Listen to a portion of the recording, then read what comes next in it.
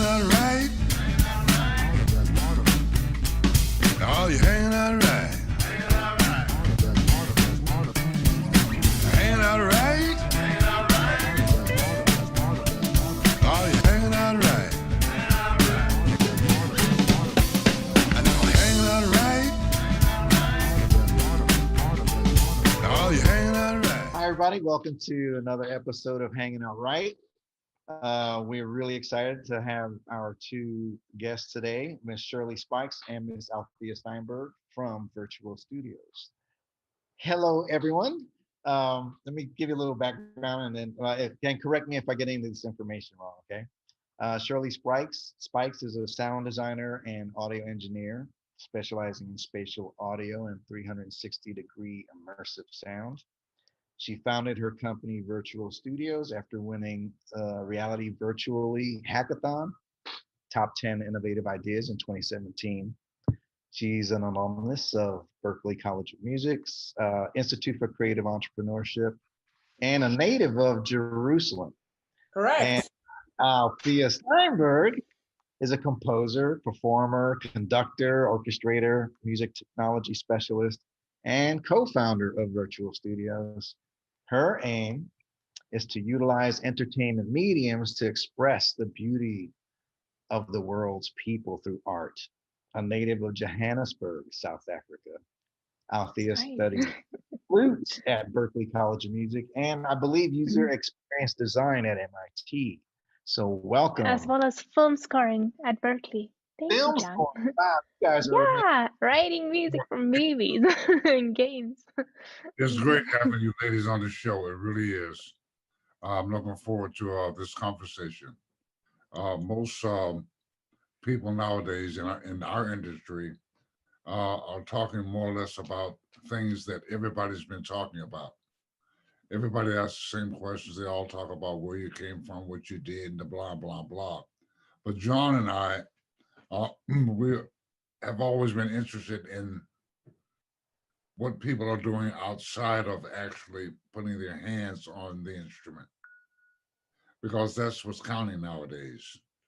Things are changing. They will never be the same. And although I'm a bit older, I still feel I love to play. I like it the way it was. However, I know that it's never going to be the same way. So in talking to people about things outside of actually playing is very interesting to me, especially virtual realities, which John has been into for years. So it's a pleasure having you ladies here. I'm looking forward to, John's got a whole bunch of questions to ask. So do I, but I'm pretty sure my questions will be answered. Like I mentioned earlier, I'm looking forward to experiencing a hands-on approach to what to what you're doing. So John, go ahead and lay it out. Yeah, I think the obvious first question is, what madness inspired you to take on the challenge of developing a virtual reality symphony orchestra? Ooh. Althea, do you want to take this, or I should take it? Yeah. So both Shirley and I are trained classically. So I started in front of a real orchestra. I was the assistant conductor to the East Rand's Youth Orchestra, and also I conducted the Johannesburg Symphony Orchestra. And so this is something that we really felt in our hands of, like, this is what it feels like to be in front of an orchestra. And that is amazing. All of these brilliant musicians bringing their best, bringing their emotions, bringing all of what they've done before together, and sitting right there in front of you and say, okay, what now? That's an amazing experience, and we wanted to give it to other people. To be able to conduct a symphony orchestra takes years and years of practice. You need to read the scores, you need to understand all of the instruments, but also it's super expensive. So both of those things really compelled us to help and to bring this amazing experience to the public. I think it was a very easy transition so VR is a very, very new technology. It's like 5 years in the hands of the public, maybe 8 years. This is still something so new. And imagine if you were born in the time that people just started taking photos or creating movies in the cinema.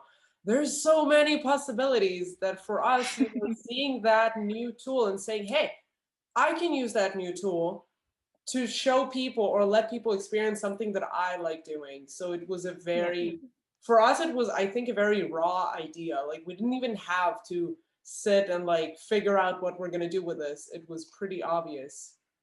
And I'm gonna speak for myself. I don't know how Althea feel about this, but for me, working on emerging new technology that no one knows how to deal with, and there are no tutorials online of how to build stuff for, is easier than just sitting and practicing my instrument. I don't know how, but for me, it's just, I like a challenge. Wow, that's crazy. Yeah. It's Kind of like a amazing road to that no try. one- Yeah. And- To Well, try how- new stuff, you know, like this is innovative. Like I tried Yeah. this and maybe no one else has.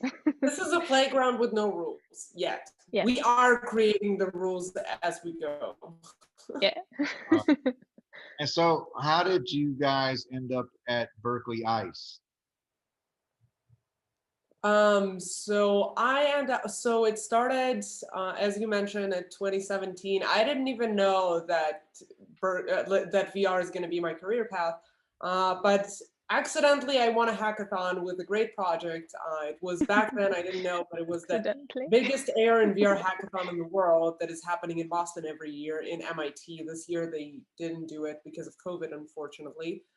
And I realized that, okay, my career is going some other directions, and I started exploring and understanding AR and VR technology. And that's how I found Panos Panay, who just started a new minor at Berkeley for creative entrepreneurship. And they started with like a very basic class. They called it the Startup Lab, but I signed up for that, and apparently it was a VR class of how to tell stories and create experiences in VR by Lori Lande. And that kind of like drove me into starting my own business, trying to bring something actually new and innovative to the world. And luckily I found Althea, who was already looking through the same path. And we decided to collaborate on that. Althea, do you want to say something more? Yeah. So I met Shirley at the Immersive Technology Lab at Berkeley. So we were both involved with Berkeley ICE, as John mentioned. But we met in the lab and we were both teaching as peer trainers. And so I showed her my project, she showed me her project, and we're like, huh, we should collaborate. Like all of these ideas put together, that will be great. And yeah, so here we are. What do you think was the biggest challenge that you faced in putting this together? Gear, definitely. Yeah. Berkeley have partnered up with Apple. That means that all students are owning Mac computers. Getting a PC inside Berkeley was not an easy task. Really Getting the VR equipment. When I just got to Berkeley, they just started investing in VR. We had one headset for the entire school. And no one knew how to use it. There are no tutorials out there. There's no books that people can refer you to in the library. It's a new realm that you kind of need to figure out on your own how to do it. And there are no professors that can help you, or barely. There were one or two. Now We Left Berkeley was actually a full program for AR and VR technology. We have the ITL, which is the Immersive Tech Lab that Althea and I started working in. We got Berkeley XR, which is the student club running for AR and VR technology, so students can take their ideas and implement them in the virtual world. So I think we left in pretty good terms, Berkeley. And they are considering, well, it started before COVID. I don't know what is going on right now. Althea, maybe you know more than me. But there have been talks about a VR minor at Berkeley for people who want to pursue a career in virtual reality. At Berkeley NYC. I'm really looking forward to that. It is a lot of information, but you know, it's good to hear of the new things that are coming about for our industry, because I know that things will never be the same. Not to say that they're going to be worse, but my generation just going to have to try harder to be involved if we still want to make money. which is always important, making money. And there's a lot of trials and tribulations that Yeah. we all go through. And I know that you ladies are going through them. Press on with a smile and do what you got to do. It's your world now. I'm very interested. Yeah.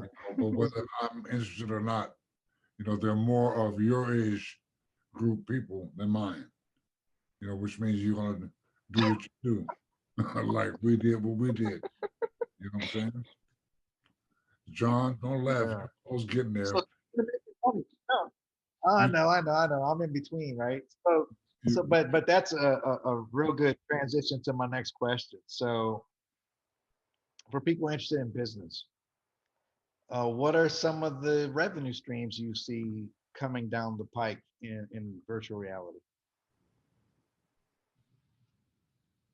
Besides hardware. We have Do you want to take this one? But in terms of in general for musicians, whenever people would come to the lab, the first thing they will say is, why does Berkeley invest in virtual reality? And I tell them, well, you're a singer? Yes. Why not release your music in 360 and be one of the first pioneers? And then suddenly people are like, oh, that's an option. That's out there. As Chuck mentioned, the world keep expanding and building up. We are seeing more shows in virtual reality. We are seeing concerts in virtual reality. We are seeing musicians that want to expand their abilities and try something new. For our platform, we did change it from being just a cool app that people can play with to a tool that allows people to present their music in a new and interactive way. So we are changing our pipeline to let other people add their music as well. Connect to their fans. Maybe to be more of a connector between artists and their audiences, so to make them feel closer, to make them experience the music and really feel that they are part of it. So in VRSO, the player is really initiating the changes in the music, and so if you involve the composer and the player in such a unique way, that's not been done before, and so they feel the music and they feel part of that creative spirit of this is what it's like.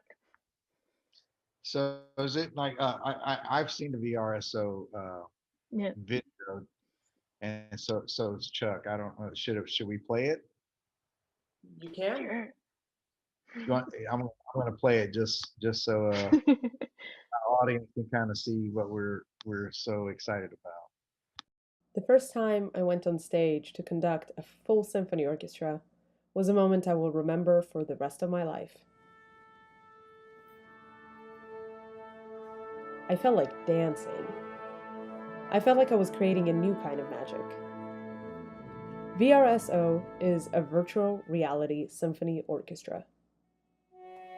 It's an immersive experience that allows the players to feel the magic that I felt when I was on stage in front of a full orchestra. You don't need any experience or prior knowledge, you just need to enjoy music. Using simple cues, the game will guide the player through fantastic symphonic pieces and let the player feel the music in their own hands. As the player progresses through the game, visual indicators appear based on the player's timing. Ice represents cueing too early. Fire, if the player is too late. Sparks, for giving the right cue. And stingers appear when player cues the wrong instrument.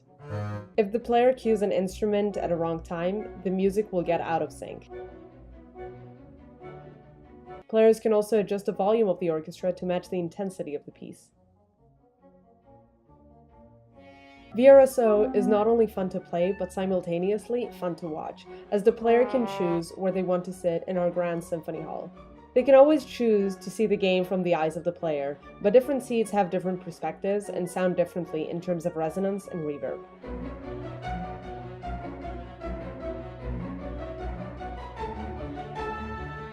At the end of the piece, the player will be able to watch a recording of the piece they performed and of course share it with their friends and family.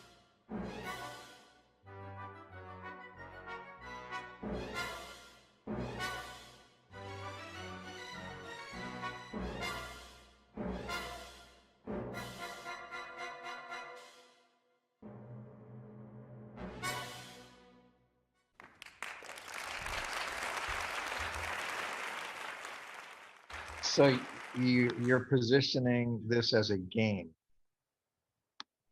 So we started as building this as a simulator for conductors, and very quickly moved into just giving people a simplified version of conducting a symphony orchestra, kind of like what Guitar Hero did for rock music. The reason why is because we realized that the amount of conductors in the world, it's a very small population, but the amount of people that want to feel like a maestro or a maestra is much, much bigger. So we went on the bigger side. That's cool. Yeah. And, We and also wanted to inspire the younger generation to listen to and feel classical music. So we're seeing a lot of decline, especially in like the Western world, and younger audiences going to classical concerts. And so we thought that with VRSO, when it's fun, it's engaging, and they really feel these instruments, then it would maybe just spark a little bit of passion that we have. And yeah, just bring people into the joy of it. so I know you studied or you played recorder most of your I did. life. Yeah, I was a Baroque recorder player. I studied here in South Africa, at the University of South Africa, and then I went to Switzerland and Netherlands with Eric Bosgraaf and Verstegen. And so I won many competitions that way. But yeah, what really struck me is like the communication with the audience and just that feeling of engaging with other musicians. And yeah, I think in VR we have a little of a chance to be So able to simulate it. tell me about studying the recorder at Berkeley. I switched to flute before coming to Berkeley. So I wanted to be in the middle of orchestras, and with recorder, that's a bit hard. It's really soft. And so I switched to flute, silver one that everyone knows. Also went a couple of competitions, played for James Galway in one of his master classes, chose me. And so studying flute at Berkeley was really interesting. I before only played mostly like Western music, some African music because I'm from here.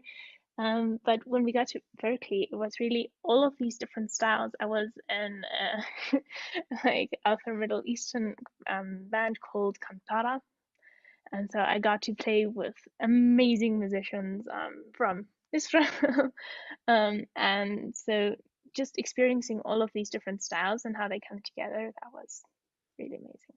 That's wild. And one thing I didn't Yeah. figure out is what was Yeah. your principal instrument? I played classical piano. Back in Israel, I was working with Yoron Gottfried and the Israeli Symphony Orchestra and conducting also classical pieces. I was trained in the academy in Jerusalem as a classical piano player. So what got you guys involved in? I mean, see, I think, and Chuck, I mean, you can jump in anytime. I hate to, just dominate the questions here, but I'm really interested. You're doing great. Okay, well, I'm just interested in figuring out how two musicians who are primarily have their foundations musically in the classical world, how they made the leap to the most cutting edge technology. How do you sort of, I'll say one thing. Whenever I see everyone run towards one side, I'll run to the other side. So every time I see everyone going to classical, I'm going to go to jazz. Everyone does jazz, I'm going to go to rock. Everyone does rock, I'm going to find something else that is new. So it's, you can say that it's avoiding competition or creating my own route to competition. But yeah, for me, it's always about finding my own path to do things. So that's kind of what got me into VR in the first place. I saw that no one is doing this at Berkeley, and I have like this new ground that no one wants to touch. That's where I'm gonna go. Yeah. Very, very good. I like that a whole lot. That's what John and I do. Very good. Yeah. Opposite direction. Because somebody's going to do it if we don't do it. If That's you right. guys don't do what you're doing, somebody else will, because the idea is not dedicated to just you. The idea is out there. I always say how hard it is to be the best jazz player in the world and how easy it is to be the first jazz player in VR. Mm. Just be the first one. That's all it That's takes. great. Yeah. I think Chuck Mhm. can relate. I mean, so like, because Chuck came up, in sort of like the heyday of record labels running the studios, and Chuck was on. I mean, I think his uh, all music guide listing's like 18 pages long. It's like 2,800 albums you played on, dude. But you were one of the pioneers, right? So you got to do all the work. You were like one of the first in there, in terms of being a session player. So this kind of, you ever heard of the book, The Blue Ocean Strategies, or the Yeah. concept? The concept, Blue Ocean Strategies, we talk about it a little bit in the Tune Success, but it's the idea that, let's say I make golf clubs. I can make either golf clubs for people who play golf and compete with everybody else making golf clubs, or I can make golf clubs but target people who don't play golf, because there are a lot more people who don't play golf. So if I can get them interested in playing golf, my audience is bigger. And because there's less competition, because there's less, I could go into waters where there's a lot of competition, and they call them red, bloody water. Or I can go out to the blue ocean, which is virtually no competition, and then just go there and create a new market. It's wide open for you, right? And so I'm looking at this VR thing, and I do hope that I can get one of you to explain, maybe give us for laymen, what VR is, and maybe what's the difference between virtual reality and augmented reality. But also, well, let me just start there, because I have a bunch of questions. What's the difference Okay. between AR and VR? What is VR? How would you define it? Yeah. So VR is putting people in a virtual world. So transporting you somewhere else, somewhere fantastical maybe, somewhere maybe a 360 photo of Paris, but it's putting you in a world that's not real. Whereas AR is bringing everything digital into the real. So putting objects on top of the real world that you see and that you're existing in. Yeah. That's a That's good one. the most simple example I think I can have. Shirley, do you have a better one?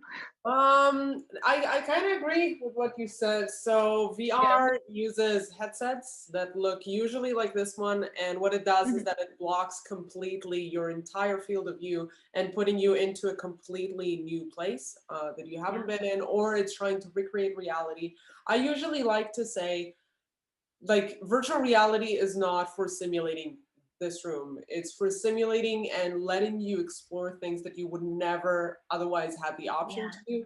Going to space, seeing dinosaurs, conducting a symphony orchestra for many people. Where augmented reality, what we call AR, is layering another synthetic layer on the real world. So you still see the real world, you still see reality. It's just there is another layer that gives you either information or tries to tell you a story or tries to show you something that not quite be there. The best example we can give is probably Pokemon Go. This is the one that people are familiar with. The other example that people really like using is the filters on Snapchat or Instagram, when it like puts another layer on your face. So you still see the face, but you see something else on it. Right. Wow. What made you choose to play with VR as opposed to AR? Specifically for our game, because firstly, I'm a firm believer of VR. I think that AR is still not there, just because we need a phone to scan the reality. I think that once we have glasses that allow us to see in AR, it's really going to get a huge leap. Facebook is working on it. Apple are working on it. I think there are a few other companies. Specifically VR is because we wanted to give people an experience that otherwise they would never have. and changing their views, getting them into full immersion is what we do as artists. We're trying to change the state of a person and get him to feel something different or to get him to react differently to a situation. And for us, VR was the perfect tool for it. It's good. It's good. Althea, do What? you want to add something? Yeah, I think you summed it up perfectly, Shirley. Once we have those glasses, then we can do some pretty interesting stuff as well. I think nowadays they call it immersive and non-immersive AR. Yeah. So the non-immersive Yeah. would be with your phone, immersive would be with a visor that sits on your face Yeah. and adds another layer. Right. Mhm. Right. So I see you have the VRSO. What other applications do you see besides, conducting the orchestra? I mean, we see you have a lot of classical music. What do you have plans? Oh, do wow, other- so many planets. I don't know what are we allowed to expose here. That's true. Don't give away anything that's But we do want to include a lot of classical pieces as well as original pieces. Althea already put one of her pieces into our game, so this is going to be one of the first ever pieces that you're going to hear with a virtual reality symphony orchestra. Other than that, we want to really give the story of the music. So we're going to add a bunch of Easter eggs, which is for non-gamers. Those are like little hints that are hidden inside the game that are telling you a little bit about the piece, a little bit about who composed it, and a little bit about the story that the piece is trying to convey. Yeah. In addition, I'm not sure if I should divulge this, but we really try to think about making education easy and fun. And so, as Shirley said, like hiding little hints of maybe parts of history or something interesting about a composer and putting that in VRSO, and so people can experience it. It's not just a fact they read in a book, but it's like, oh, this is what it was like. Yeah, and I think this is really good for publishers, obviously giving them a whole new a new life on their catalogs. They have 100%. One of the routes that we want to take is talking to different licensing companies to try to bring more and more content in. So if you went to the film you went to the cinema or you watched a movie at home because we can't go to the cinema anymore, and you like something, and then you can go and conduct the music from your favorite film. You can conduct the music from your favorite video game, but trying to bring more content into people that are already fans of technology. Wow, Chuck, you did a lot of recording. You did movies for a long time. I know you did. From Fritz the Cat to MASH to you worked in big orchestras. I just wonder, what it's like to walk onto a soundstage with 40 musicians with a big movie screen behind you or behind the conductor. And I think like Shirley was saying, I don't think I'll ever get that experience. I've done, cartoon soundtracks and things like that. No way. But that's just me sitting in a room with the producer. But you actually did it with these big orchestras. I mean, do you think that would be fun to recreate the soundstage and let somebody be the person conducting MASH or the score to one of the movies you did or whatever? Well, yeah, I think it would be very interesting because no matter what level we are in our profession, there's always a pretense. We pretend to be doing something that we don't actually do. As far as being around 40 musicians in a full orchestra, to me is very, very, I'm trying to find the right word, because I probably won't. I'm having an old folk moment here. But just playing the bass and hearing the violins, the cellos, the brass, all that has a lot to do with me wanting to be there. also to being very appreciative that I'm the one they chose to be there. So I would think on a pretense level, when I'm not there actually, and say I'm at home just thinking and pretending, I do wish that I could do this and do that, but it takes skill.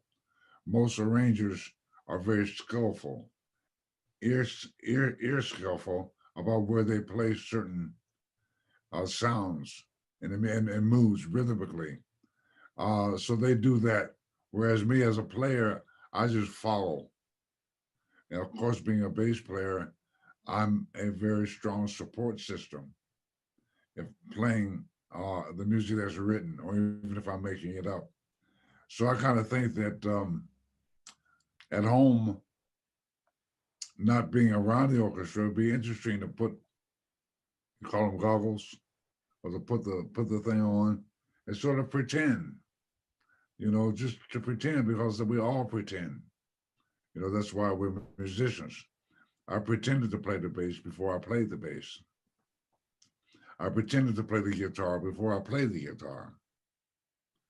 I pretended to play the trumpet before I played the trumpet. So now with this kind of equipment, it would be very interesting if I had the choice to pretend to do something that I know that I'm not going to do. But, and keeping in mind that musicians are musicians. So this is another job title that you guys are coming up with. It's another way of doing something that eases the mind and gives you comfort when you're by yourself. Because, I guess no matter what generation it is, it's rough out there. You have a lot of annoyances, a lot of interruptions in what you're doing. Whereas with something like this, you're not interrupted. I guess people will find a way to interrupt you while you, but still, Yeah. you're like in your own private place, pretending to do something that pleases you. And nowadays, people are not being pleased as much as they should be, unless it's a meditation or they're religious or whatever. But like, people have a problem in being safe and being pleased in doing something that they enjoy. So this right here is, I think, is great. I'm glad to be alive to watch something like this begin. Because we. Hey, Chuck, I had to jump in. I mean, just one more thing. I was just thinking about it. Maybe I think they might like to maybe hear you tell a story about working in an orchestra like that. I don't know, one of them. I always loved the Oliver Nelson story. That's one of my favorite ones. Well, it's a great story. There's a lot that goes into the story because we all bring personal baggage, good baggage, maybe not so good when we come into a situation around other people. We bring a lot of things with us. And I was just new in Hollywood from New York, with a New York kind of attitude, which is not negative, very, very good. But I never worked for Oliver, and I had been in town long enough to have worked with everybody. They had a name value. So when I got the call for Oliver Nelson for a film, I think it was Cat Dancing. I think. No, it wasn't Cat Dancing. That's another story. But I went into the studio and I saw most of the musicians there I didn't know, I had worked with before. And then there were a few first call players that I hadn't met before. So I'm proud to be there. I'm new into, been in town maybe a year, and there was a part of the music, a lot of music, the music was long, where we had to use maybe at least 3 music stands to spread it out rather than to worry about turning pages while we're playing. And there was a part, everything was notated, except for about maybe 14, maybe 18 or so bars where he just had a chord changes. Nothing was written. So my New York attitude in me at that time, I wanted the new guy, I want everybody to see that I was there. I raised my hand to ask a question. And I asked him, you haven't written anything here. What do you want me to play? And I mentioned, you want me to walk walk the bass, just 4/4/4, or blah, blah, blah. And he said in front of everybody, if we wanted somebody to walk, we would have hired Ray Brown.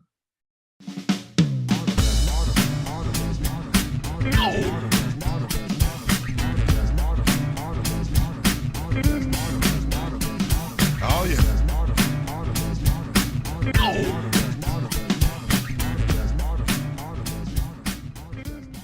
Hey everyone, my name is Jerry Robert and I'm the publisher at Black Card Books, and I'm telling you, we have just published this book, The Tune of Success, Unmasking Your Genius, by two musical geniuses who have played bass and played drums and contributed to lots of different albums, playing with Steely Dan, Quincy Jones, Aretha Franklin. I mean, these are two legends in the music industry, and if you've ever wondered about how you break into the music industry, and it's a business, it goes well beyond just talent. It's a business. This book will help you do it, and there's no book like it, and that's why we at Black Card Books could not be happier to have published this book.